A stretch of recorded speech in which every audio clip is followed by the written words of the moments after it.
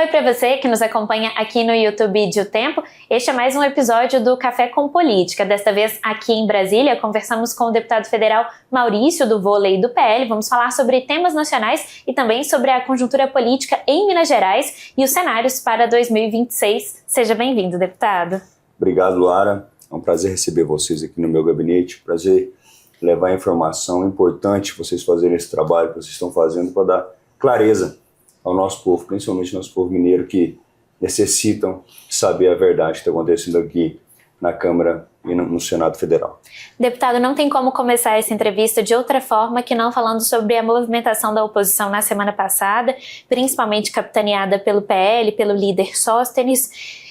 Como o senhor avalia essa obstrução agora, passada uma semana, e principalmente tendo em vista que o presidente Hugo, ontem na reunião com os líderes, optou por não pautar a PEC do foro e não seguir esse acordo que foi feito entre alguns partidos com o líder Sóstenes? Olha, Lara, semana passada eu não estava na Câmara, estava acampado, você pôde acompanhar, né, que eu estava acampado aqui no plano aqui piloto, mas eu enxergo que, como eu disse numa entrevista que eu fiz acampado, não ia dar em nada.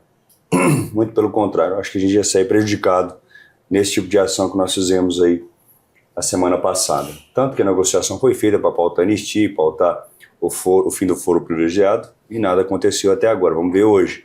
Entrou em pauta a questão do FELCA, que foi uma jogada política da esquerda muito bem feita, e nós não conseguimos prever, né, que eles estão colocando em 1001 projetos para poder aprovar a questão da regulamentação da internet. Mas isso a gente vai ver depois. O importante é olhar para frente, é saber que hoje nós temos um país totalmente dominado pela esquerda. Essa construção ela foi feita durante 35 anos para poder chegar nesse momento. Eles têm todos os comandos em todas as esferas aqui em Brasília e no Brasil. Então nós temos que saber lidar com isso, enfrentar como foi feito essa manifestação, subir na mesa do presidente da Câmara e do Senado.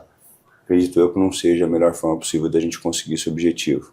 A não ser de ganhar like na internet, o povo achar que estamos lutando por alguma coisa, mas no final das contas, quem sai prejudicado somos nós. Qual que é a melhor forma possível?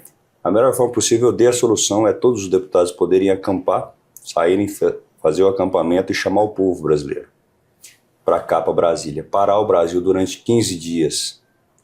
Com certeza vai doer no bolso do governo federal. Aí sim, eles poderão tomar algum tipo de atitude. Do contrário, não vai tomar. Nós não temos votos para pautar anistia, nós não temos votos para pautar o impeachment de Alexandre de Moraes, que é o que mais o Brasil quer. Só que eles não entenderam. E eu falei para vários líderes do PL e da oposição que não era o caminho, que isso era um erro. E peguei minha barraca e fui acampar. Hoje nós estamos correndo risco aí de deputado pegar a suspensão de 6 meses do mandato, sem remuneração. É um absurdo, não é um absurdo? Mas é o resultado do que foi feito. Se a gente tivesse pegado os deputados e ido para a grama acampar ali, aqui no plano, sem dúvida nenhuma Brasília estaria parada, hoje há mais de uma semana, e sem dúvida nós teríamos sim uma mesa para poder sentar e fazer a negociação, uma negociação realmente que funcione, porque hoje a negociação que tem, nossos líderes vão para a reunião de líderes, conversa com os outros líderes, chega falando para a imprensa que está tudo certo, que vai ser pautado na outra semana, e nunca acontece isso. Ou seja, nós estamos ficando cada vez mais envergonhados, eu pelo menos fico cada vez mais envergonhado, de não demonstrar serviço realmente para a população. Aqueles que mais acreditam a nós, que são a população de direita, conservadora, principalmente de Minas Gerais, que é um dos estados mais conservadores da nossa federação. Então nós temos que ter um cuidado com isso. Temos que saber lidar, cada passo que a gente vai dar, temos que pensar, para não poder ficar, como que se diz, ficar humilhado, né? Porque é dessa forma que nós estamos hoje no Brasil. A oposição principalmente. E acredito eu que, sem dúvida, o ano que vem será um ano fundamental para a gente fazer essa mudança. E eu falo isso para todos, a todo momento. Todas essas pessoas, os deputados federais, que hoje tem projeção para vir para o Senado, para um governo, para algo que seja bem maior, você acha que eles não vão tentar fazer algo com essas pessoas? Você acha que a esquerda, com o judiciário na mão, a Polícia Federal na mão, Executivo na mão, não vai querer fazer alguma coisa para deixar inelegível, para que a gente não faça o que a gente deva fazer, que é a maioria no Senado, para a gente poder equalizar e trazer de novo a pacificação no nosso país? É lógico que eles vão fazer. Então nós temos que pensar lá na frente. Não adianta a gente tentar agir agora para tentar demonstrar algum tipo de serviço para a nossa população, que não vai adiantar. Nós temos que fazer a população entender que é a longo prazo. Nós não vamos desfazer algo que foi feito durante 35 anos em 5 anos. Não vai acontecer. Então esse é o meu pensamento. Essa sugestão que o senhor falou sobre acampamento, isso chegou a ser discutido com o partido? Não, com o partido não. Eu conversei com alguns deputados.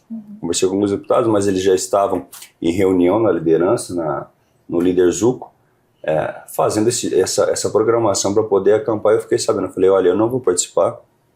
Da obstrução. Da obstrução. Eu vou acampar.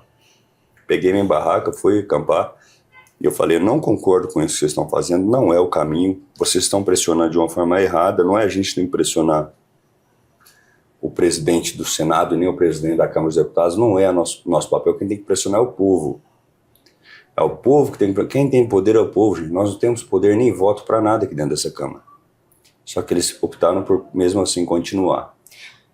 Na avaliação do senhor, então, neste momento, não avança nem o PL da anistia, nem a PEC do fim do foro? Eu acho que não vai ser pautado. Acho que não vai ser pautado. Mas, como eu disse, são os únicos que podem fazer algo para realmente pressionar que seja pautada anistia, foro, ou mesmo impeachment de Alexandre de Moraes no Senado, é o povo brasileiro. Para que isso aconteça, nós temos que ir para a rua, ficar do lado do povo brasileiro. Agora falando sobre 2026, hoje a gente tem um momento em que o ex-presidente Bolsonaro é considerado inelegível pelo Tribunal Superior Eleitoral, foi condenado à inelegibilidade. Quem são as figuras hoje nesse cenário que podem disputar e que podem puxar os votos da direita em 2026, na sua opinião? Olha, Lara, na minha opinião, eu acredito que a gente vai reverter a situação e vamos ter o presidente Jair Bolsonaro disputando a eleição de 2026. O homem não cometeu crime nenhum. Que crime que ele cometeu? Isso que está acontecendo com ele é perseguição política. E está explícito. Até o Trump está falando, todo o pessoal do mundo está falando que nós estamos sofrendo uma ditadura judiciária aqui dentro. Então o que está acontecendo com ele é isso. Por quê?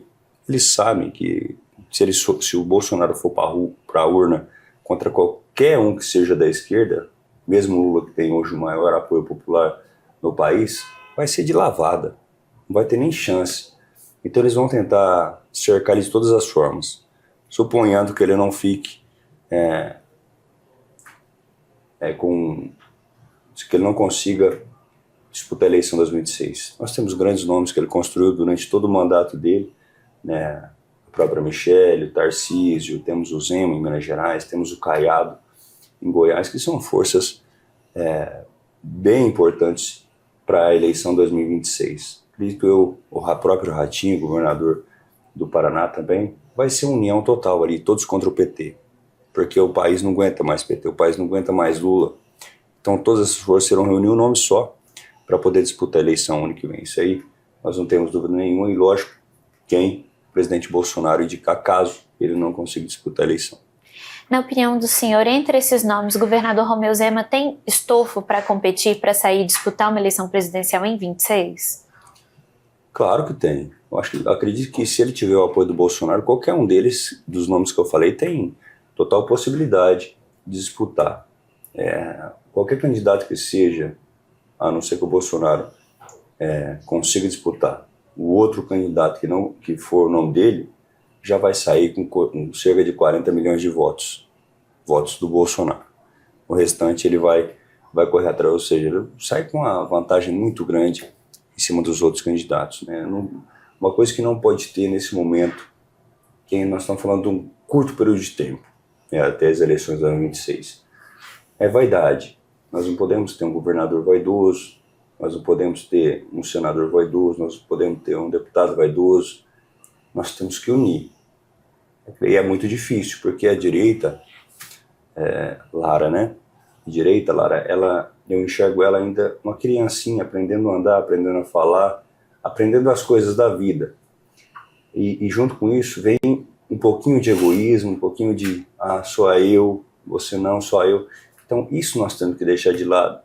Nós não podemos esperar a água, né, a água bater, como se diz lá em Minas Gerais, a água bater na rua para poder se mexer. Não, a hora é agora, o momento é esse, de união, né, de ser inteligente, de fazer a estratégia correta, para que todos os cenários, tanto deputado estadual, deputado federal e presidência da República, seja coesa para a próxima administração, senão o país vai ficar estagnado.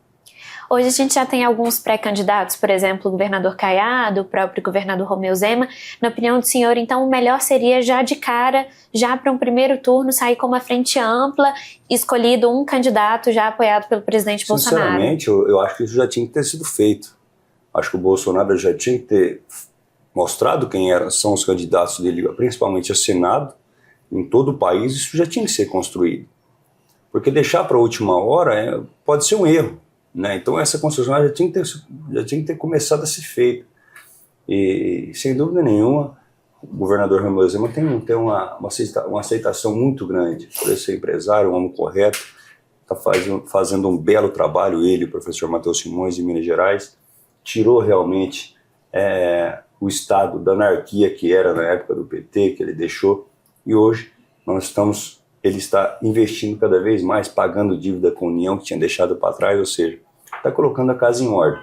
Ele é um ótimo nome para disputar a presidência da República, acredito eu, caso o nosso presidente Bolsonaro não conseguir disputar.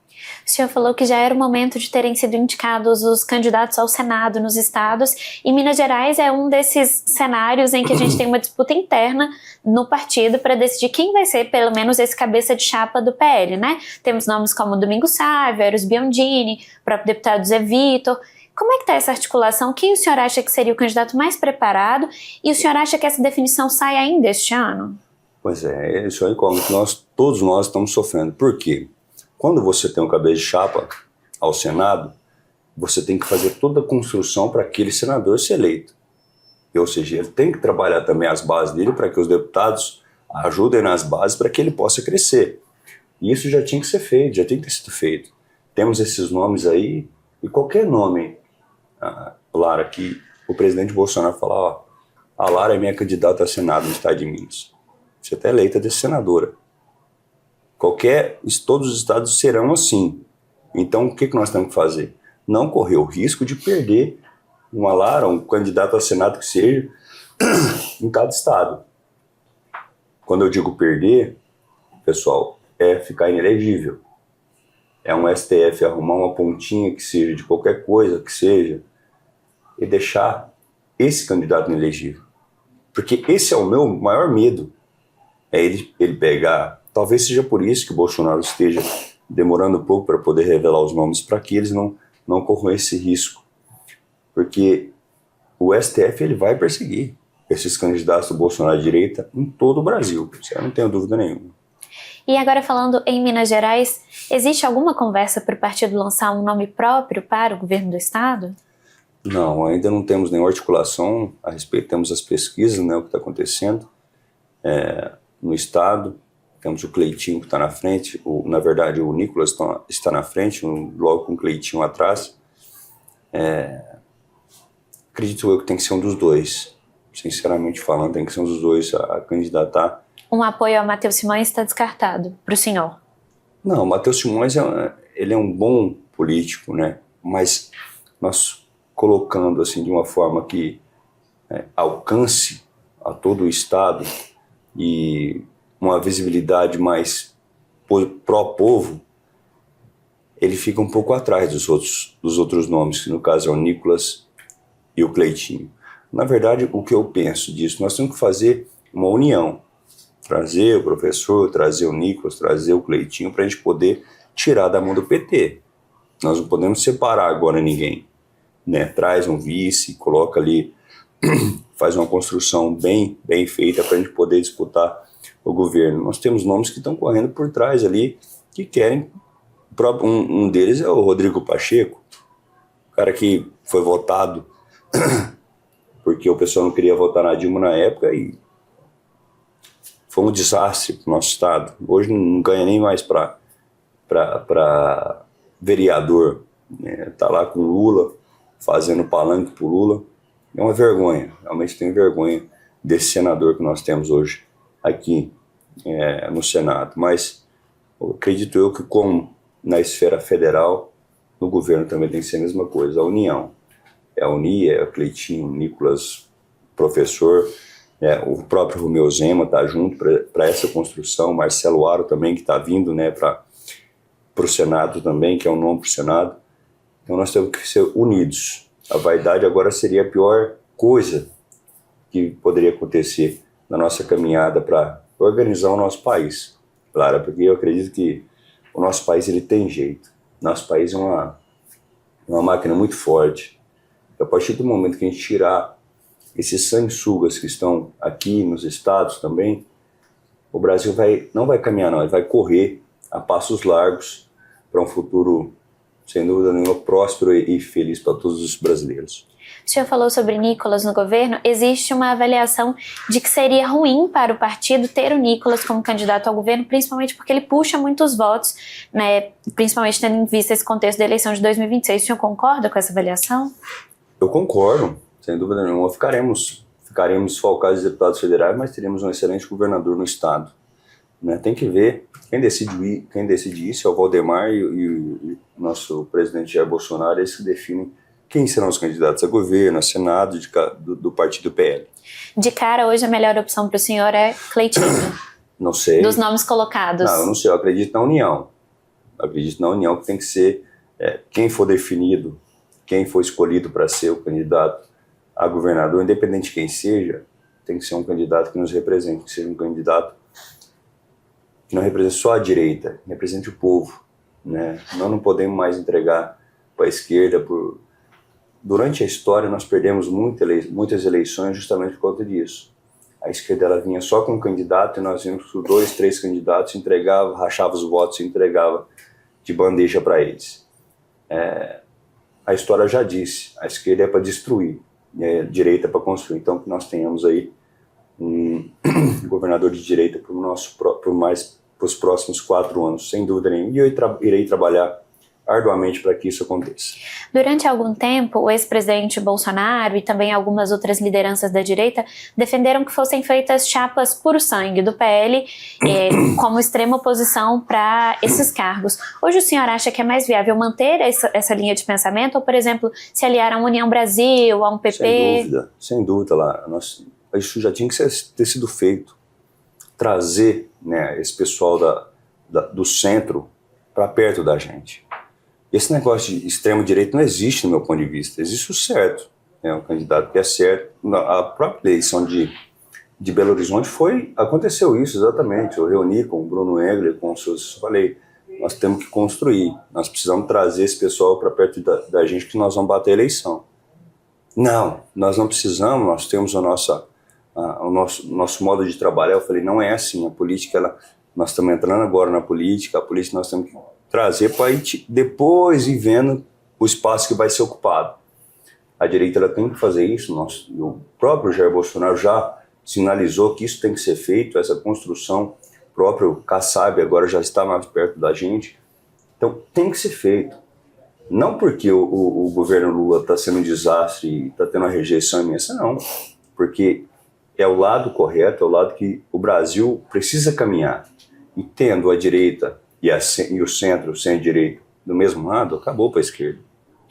Agora, falando sobre conjuntura internacional, a atuação do deputado Eduardo Bolsonaro tem dividido algumas alas do partido. Alguns parlamentares concordam com a atuação dele nos Estados Unidos, outros já não concordam tanto. Existe um racha interno entre alguns deputados em relação a isso? Eu não estou sabendo, Clara, de nenhum tipo de racha. Eu acredito que ele está fazendo um excelente trabalho. A tarifa colocada, 50% no nosso país, não é por ele, não é pelo Jair Bolsonaro, não é pelo Eduardo Bolsonaro, e sim pelo Lula. Não sei se você lembra, toda essa retaliação ela veio depois da fala do Lula no BRICS, né, sobre ter a sua própria moeda, quem inventou que a moeda mundial era o dólar. tudo isso veio após. Então não tem como a Janja xingando, né, o Elon Musk, que na época era ministro do Donald Trump. Então toda essa conjuntura que eles construíram para colocar na conta do Eduardo Bolsonaro, isso não existe. O Eduardo Bolsonaro está levando para os Estados Unidos a verdade que está acontecendo aqui sobre o ministro do STF. Toda a ditadura, toda a perseguição que o Alexandre de Moraes está fazendo. Não tem... O Eduardo, é lógico, ele tem um poder, mas ele não teria tanto poder assim para poder influenciar na decisão de tarifar o nosso país. De colocar tarifa, como muitos outros países foram tarifados também, foram taxados também. Mas só que eles foram lá negociar. Até hoje, o Lula não se movimentou para isso. Pelo contrário, ele está usando esse tarifaço para poder falar que foi o Eduardo, que foi a família Bolsonaro, que está jogando contra o Brasil, e não é verdade. Não é verdade, não é o que aconteceu. E isso tem que ficar bem claro. O lugar do Lula, o lugar do Haddad não é aqui no país, era estar lá nos Estados Unidos, pegar um avião aqui para lá para tentar negociar. Não é estar aqui fazendo esse tipo de política suja que eles estão fazendo. Tentando desgastar a família Bolsonaro por conta de uma coisa, por conta de uma responsabilidade deles. Então, esse é um erro que o povo está cometendo, de julgar, falando que foi o Eduardo Bolsonaro que foi lá, conversou com o Trump para poder taxar o nosso país. É mentira. E agora, para encerrar, 2 perguntas em uma só. A primeira delas, quais são as prioridades do mandato do senhor até por esse 1 ano e pouco mais que a gente tem? E vai ser candidato à reeleição? Primeira coisa, a prioridade desde o primeiro dia do meu mandato são as crianças. Todos os investimentos que nós fazemos, todas as metas que nós temos, nós encaminhamos para a criança. É para o esporte, é para a educação, é para a saúde. Porque... E nem o deputado faz isso. Sem dúvida, você fala com muitos deputados, você não escuta deputado falar de criança. Fala de infraestrutura, de projeto, não sei. Ninguém fala de criança porque criança não vota.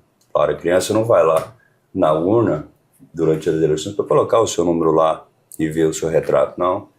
Então é um projeto que eu acredito que todo esse recurso que eu estou colocando para elas é médio e longo prazo, ou seja, 5, 10 anos para poder estar colhendo os frutos. Mas eu não me arrependo de nada, porque é a mesma oportunidade que eu tive quando eu não era ninguém e me apresentaram no voleibol, foi o que eu precisei para chegar onde eu cheguei. Então essa oportunidade que o nosso gabinete, o nosso trabalho quer dar para muitas crianças. Eu queria dar para todas as crianças do nosso estado, principalmente aquelas que mais precisam, aquelas que não têm nenhuma perspectiva de vida, que vivem em áreas de risco. É para essas crianças que eu queria dar a oportunidade para tirar elas dos olhos, né, de bandidos, de drogas, de tudo quanto é coisa ruim que nós presenciamos no nosso estado, no nosso país. Logicamente eu venho para a reeleição, essa é a nossa vontade, mas a vontade de Deus é maior, então que seja feito a vontade do nosso Senhor Jesus Cristo. O senhor falou sobre crianças. Qual a posição do senhor hoje diante dos projetos que estão tramitando, que devem ser reunidos naquele grupo de trabalho, diante da denúncia que foi feita pelo influencer Felca? Isso aí já era para ter feito, né, Lara? Já era para ter sido votado esses projetos que estão na Câmara já há muito tempo e hoje colocaram o nome de Felca, né? Primeira coisa que eu não sou fã desse cara, nunca fui fã dele, mas ele trouxe verdades que precisam ser trazidas para o plenário para a gente discutir e colocar leis para punir. E a esquerda, levando mais uma vez, está pegando essa narrativa de que por isso nós temos que censurar as redes sociais. Mentira. Eles não pensam nas crianças. Porque quando nós colocamos o projeto de castração química para estupradores aqui dentro da Câmara, eles votaram contra. Todos os projetos que nós colocamos para criança aqui dentro da Câmara dos Deputados, eles votaram contra.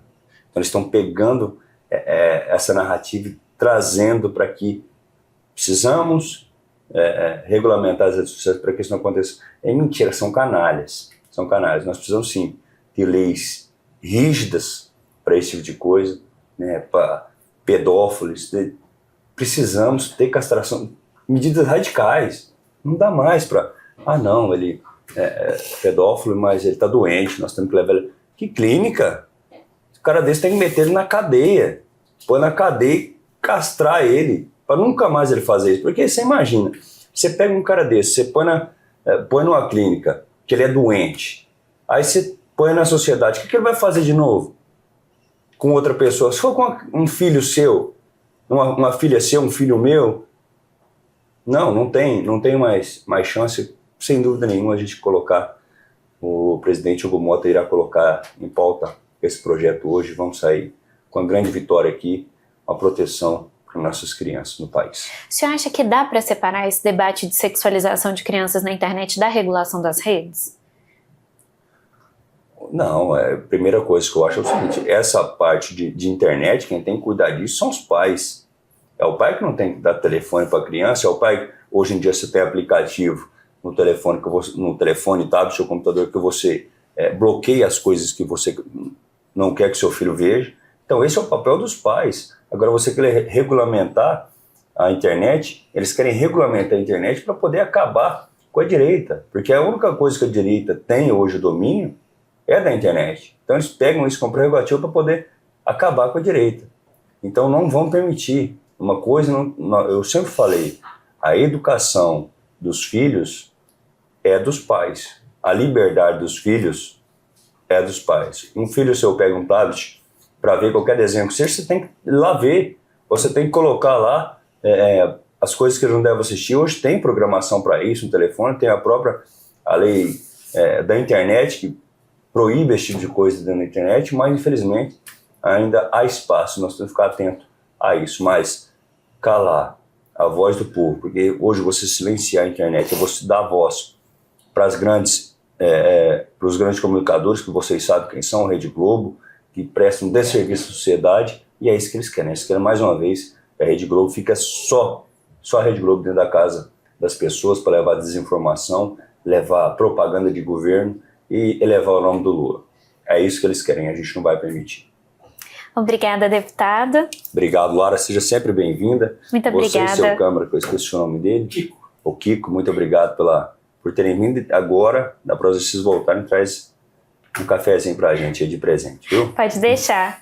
Vocês acompanharam o Café com Política desta semana, do dia de hoje, com o deputado Maurício do Vôlei. Falamos sobre temas nacionais, sobre o ex-presidente Jair Bolsonaro, conjuntura para as eleições de 2026 e também estado de Minas Gerais. A entrevista completa você confere aqui no YouTube de O Tempo e também no portal otempo.com.br.